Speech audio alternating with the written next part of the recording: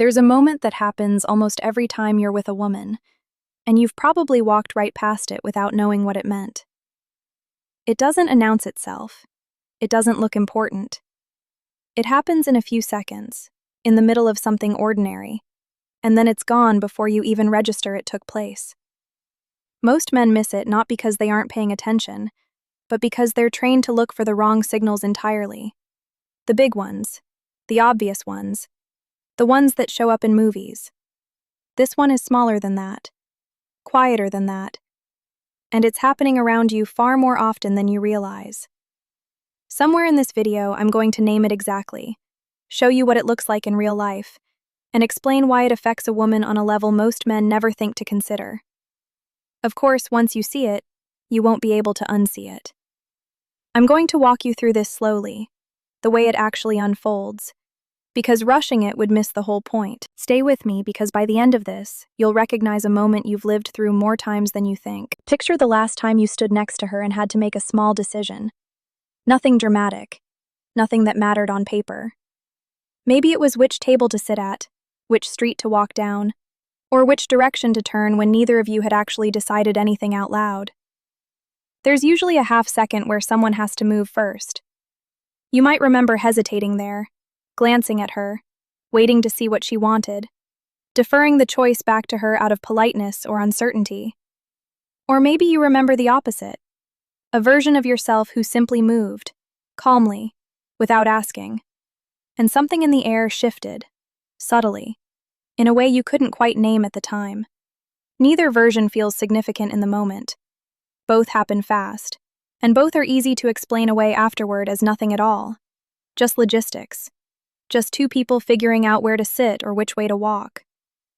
But women process this moment on a different track than men usually do. Not consciously, not with any deliberate scorekeeping, not written down anywhere she could point to later and hand to you as evidence. Somewhere underneath the surface, something gets logged anyway, quietly, the way a habit gets built out of 100 small repetitions rather than one dramatic event. Think about how often these moments actually happen in a single evening together. A dozen small forks in the road, most of them completely forgotten within minutes by both of you. That pause is where everything either worked in your favor or quietly worked against you.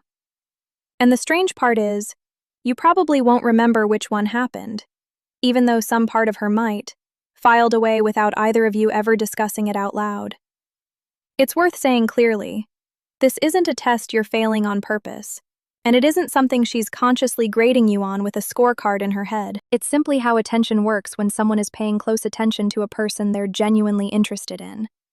Small things get noticed precisely because nothing else is competing for space in that particular moment. It isn't holding a door. It isn't a bouquet. It's smaller than that, and that's exactly why it works. The gesture is a small, unasked-for decision, made calmly without announcing it, without checking for permission first, and without turning it into a performance for her benefit. Not a big plan, not a grand statement, nothing that requires forethought or rehearsal beforehand. Something as ordinary as choosing the table without a debate, picking the walking route without a poll, or placing a hand gently at the small of her back to guide the two of you through a crowded room, without pausing beforehand to ask if that's all right with her. You've probably seen a version of a man doing this without even noticing you were watching it happen. At a restaurant, in a parking lot, stepping slightly ahead to check a doorway before waving her through it, or simply picking up the pace half a step to walk on the outside near passing traffic. None of it looks rehearsed. None of it looks like effort, and that matters more than it sounds like it should on the surface. That's the entire point of it if you think about it carefully. A gesture that looks effortful stops working the moment it starts looking effortful, because the performance itself becomes the signal instead of the calm underneath it. To understand why something this ordinary lands so hard, you have to understand what she's actually scanning for underneath it. Because it was never really the decision itself she was responding to in the first place. You can see a rougher version of this same principle in how people judge each other in almost any setting, not just romantic ones. A person who orders confidently at a restaurant, without agonizing over the menu for 10 minutes, tends to come across as more settled than someone who can't decide, even though the actual dish rarely matters at all. The content of the decision is nearly irrelevant.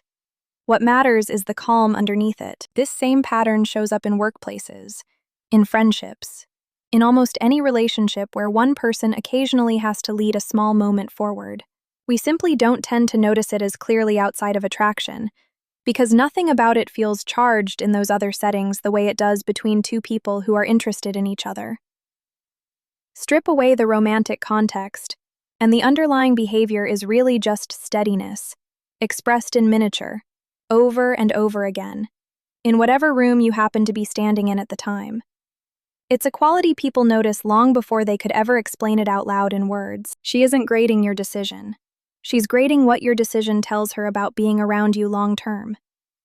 When a woman is with a man who makes small, calm decisions without hesitation, her brain is not evaluating whether the table by the window was objectively better than the one near the bar.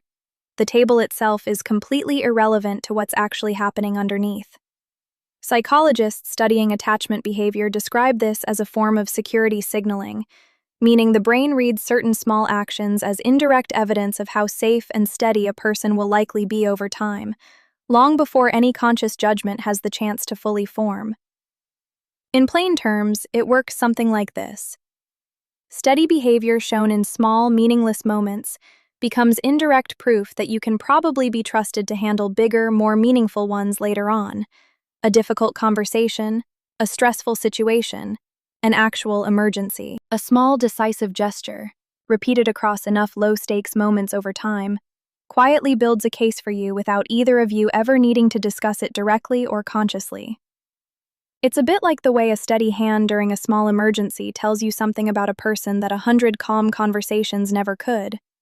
The stakes are different, but the underlying quality being revealed is the same one. This does not mean every single instance of decisiveness automatically signals attraction on its own. Of course, context always matters here. A single moment proves very little by itself, and reading too much into one dinner would honestly be a mistake in the opposite direction. But when this pattern shows up consistently, without force and without visible hesitation, it becomes very difficult for her to ignore, even when she isn't actively trying to notice it happening. Now, you might be thinking, couldn't this just be a personality trait, since some men are naturally more decisive than others regardless of who they happen to be with? And sometimes, yes, that's genuinely true. But here's the detail that separates a general personality trait from a genuine signal aimed at her specifically. It isn't about how decisive you are in general, in your career or with your friends or in a boardroom somewhere. It's about whether you stay calm and grounded specifically in the small, forgettable moments that most men treat as irrelevant, simply because nothing appears to be at stake in them. Remember what I told you at the very start of this video, that there was one signal most men not only miss entirely, but actively misread on the rare occasion they do notice it. We are getting close to naming it fully now. Which raises the real problem sitting underneath all of this. Most men aren't actually missing the instinct itself. They're overriding it, almost always without realizing they're doing it at all in the moment. It's a strange kind of self-sabotage, because the instinct to simply move first is usually still there, buried under years of being told that consideration means constant checking, or that confidence means never asking at all. Somewhere between those two messages, plenty of men end up doing neither one well, and settle instead into a kind of hovering uncertainty that shows up in exactly the small moments we've been describing. Here's where it gets uncomfortable, because most men swing to one of two wrong extremes without ever fully realizing it's happening in real time. The first mistake is over-asking, turning every small choice into a shared negotiation, checking in so often that even simple, low-stakes moments start to feel like meetings that require an actual vote before anyone can move forward. Where do you want to sit? Is this okay? Are you sure? Would you rather do this instead? Each individual question feels considerate on the surface, even generous in its intention. But stacked together across an entire evening, one after another, they start to read as uncertainty dressed up as thoughtfulness, rather than genuine consideration for her preferences. The second mistake sits at the opposite end entirely, and it's the one men worry about more, usually for good reason. Overcorrecting into control. This looks like making decisions without any regard for her actual preference at all, moving too fast, too forcefully, treating basic decisiveness as though it were dominance rather than simple, quiet steadiness.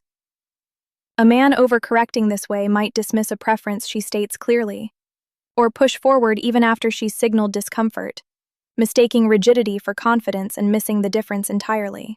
Neither version actually works, and the two fail for entirely different underlying reasons. Over-asking signals anxiety dressed up as respect. Over-asserting signals control dressed up as confidence. Real decisiveness sits in a much narrower, quieter space between these two extremes. Calm, low effort, easily adjusted the moment she expresses a genuine preference, but never dependent on her reaction to feel complete in the first place, before she even responds. It helps to think of it less as a fixed personality trait you either have or don't, and more as a small, repeatable skill, one that gets easier with a handful of ordinary moments practiced deliberately, rather than something reserved for men who were simply born more sure of themselves. You might be wondering exactly where that narrow space is located, and honestly, it looks slightly different in every context, which is exactly why the next part of this matters so much. Once you can see the two mistakes clearly laid out side by side, the correct version becomes almost impossible to unsee in your own past behavior, looking backward at moments you've already lived through. It's a little humbling, honestly, to realize how many small moments got quietly overcorrected in one direction or another, without you ever meaning for that to happen. Most men aren't doing this on purpose. They're simply repeating whatever pattern felt safest the last time uncertainty showed up in a similar situation, without stopping to ask whether that pattern was actually working for them at all. This is the part you can actually use tonight, and it takes considerably less effort than almost anything else covered in this entire video. The correct version looks something like this. You make the small call, the table, the route, the door, the direction, in a tone so unremarkable it barely registers as a decision at all, either to her or even to you. If she has a clear preference, stated outright or simply implied through her body language, you adjust instantly and without any defensiveness, because the entire goal was never to win the moment.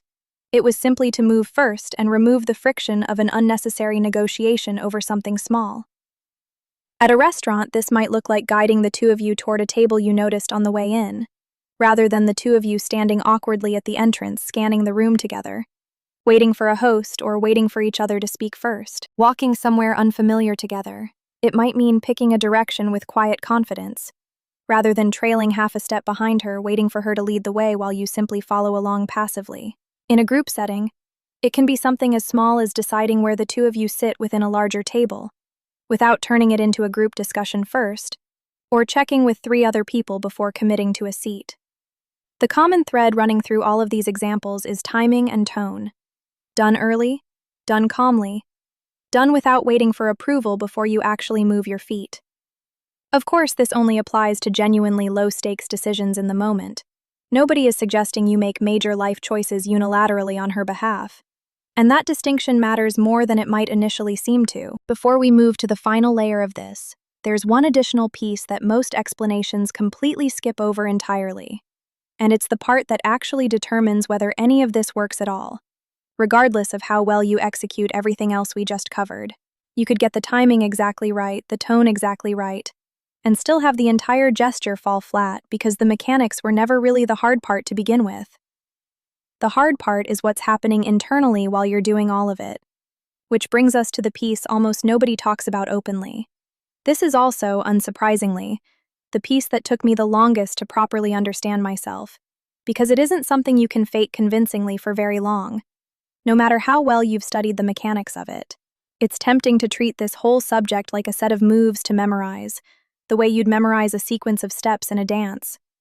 But that framing misses something important. A dance step looks the same regardless of who's performing it. This doesn't. The exact same gesture done by 2 different men can land in completely different ways, and the difference almost never comes down to execution. One man moves first because he genuinely doesn't need to check. The other moves first while quietly bracing for a reaction.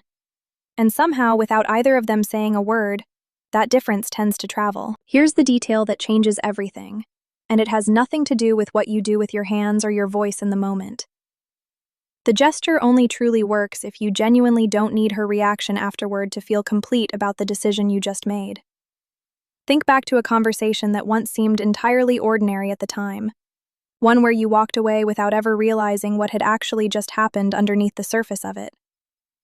If somewhere beneath the calm exterior you're quietly checking her face for approval, watching closely to see if she liked the choice you made, waiting for some small sign that you got it right, some part of that underlying anxiety leaks through anyway, even when your words and your posture look composed on the outside to anyone watching.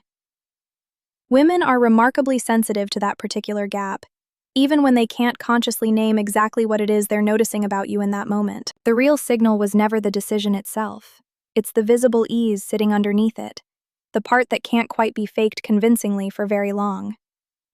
A man who is comfortable choosing, and equally comfortable being wrong about it afterward, reads as fundamentally different from a man performing confidence while quietly hoping for validation he isn't willing to ask for out loud. That is the moment most men walk away from without ever realizing it happened. Once you genuinely understand that distinction, you're ready for what comes after it, because this gesture only ever works if one other thing is true underneath it first, quietly, before any of the rest of it matters. And this is precisely where most advice about confidence quietly falls apart, because confidence gets treated as a costume you put on, rather than a state you actually arrive at.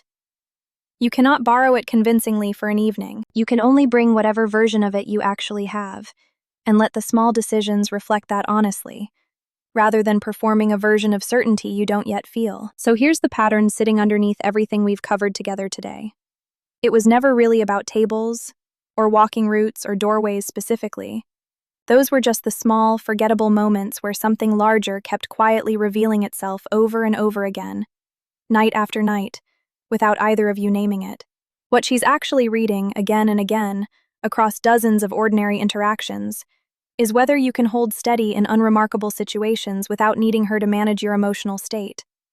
That's the truth sitting underneath almost everything we walked through today. You don't need grand gestures, elaborate plans, or rehearsed lines memorized in advance to communicate any of this to her. You simply need small, repeated proof, offered calmly, adjusted easily whenever it's genuinely needed, and never dependent on her approval to feel real to you personally. And to be clear, you don't need to overanalyze every table and doorway from here forward.